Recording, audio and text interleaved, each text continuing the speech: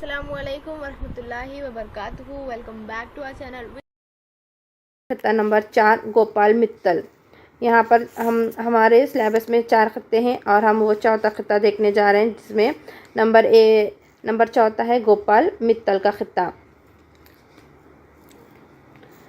گوپال متل کی جان پہچان دی گئی ہے. گوپال متل کی پیدائش 11 جون سن 1901 کو مالیر کوٹلا پنجاب میں ہوئی. وہ اردو کے مشہور صحافی، مترجم اور ادیب اور شاعر تھے. رسالہ تحریک کے مدیر رہے. اردو زبان و ادب سے انہیں گہرا لگاؤ تھا. ان کی قابل ذکر تصانیف میں صحرا میں اذان شعری مجموعہ، لاہور کا جو ذکر کیا سوانح ہے، کینسر وارڈ ترجمہ کا شمار ہوتا ہے. ان کا انتقال 15 مارچ سن 1993 کو دہلی میں ہوا. ذیل کے خطے میں شاعر نے بتایا ہے کہ کڑوی کسیلی باتیں کرنے سے دوست بھی دشمن بن جاتے ہیں، لیکن میٹھے بول بولنے سے ہم دوسروں کے دلوں کو جیت سکتے ہیں. دیکھیے آج ہم جو خطہ دیکھنے جا رہے ہیں وہ آخری خطہ ہے گوپال متل کا. تو اس میں انہوں نے کیا بتایا ہے کہ ذیل کے خطے میں شاعر نے بتایا ہے کہ کڑوی کسیلی باتیں کرنے سے دوست بھی دشمن بن جاتے ہیں، لیکن میٹھے بول بولنے سے ہم دوسروں کے دلوں کو بھی جیت سکتے ہیں. یعنی کہ ہمیں ہمیشہ کیسے بولنا ہے، ہمیں ہمیشہ اچھے سے بات کرنی ہے سب سے. دیکھیے ہر حال میں پرہیز کر اس عادت بد سے، ہر عیب سے ہے عیب برا تلخی گفتار، یہ چیز بنا دیتی ہے احباب کو دشمن، حق میں ہے محبت کے یہ چلتی ہوئی تلوار.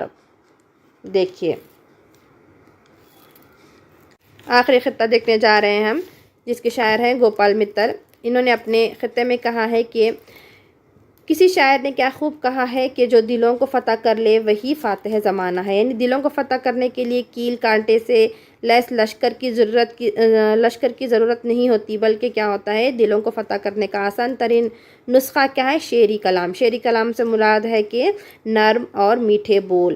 ہم اپنے نرم اور گداز لہجے اور میٹھے بولوں سے ہر کسی کا دل جیت سکتے ہیں، غیروں کو بھی ہم اپنا بنا سکتے ہیں.